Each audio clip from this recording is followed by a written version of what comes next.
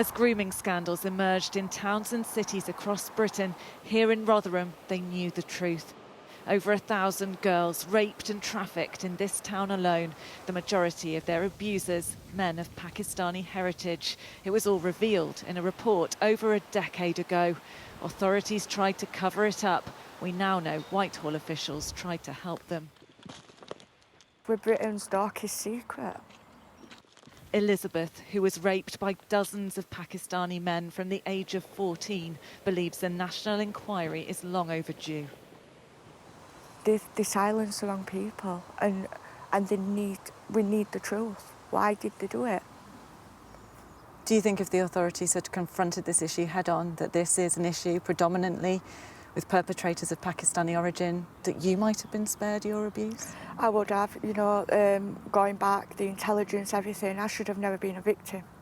Should the Prime Minister apologise for not calling this inquiry sooner? Absolutely, and I say that because of the insults as well, that he said, really bad insults about jumping on the right bandwagon.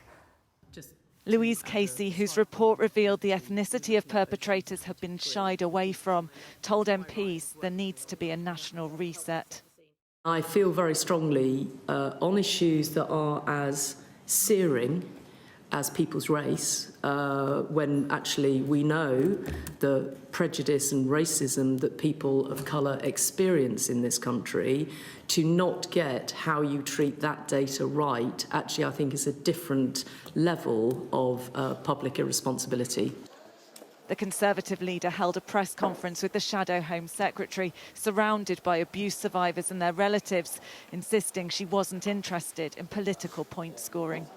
What I actually want to see is an inquiry that gets to the bottom of this. When I found out that there were 50 towns, and we found out about 4,000 new victims last year, 807 perpetrators, I just could not believe the scale of this. No one has joined the dots. That's what we're talking about now. Youth worker Jane Senior became a whistleblower to help expose the scale of abuse here in Rotherham. I was told that it was rocking the multicultural boat. It's about these people now standing up and recognising that we don't just make a presumption that a child is lying because they talk about the most horrendous abuse. We make a presumption that they're telling the truth.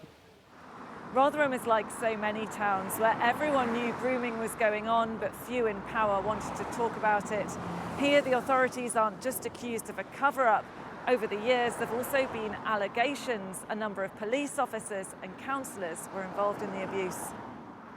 Rotherham Council accepts there were failings, saying today things are completely different.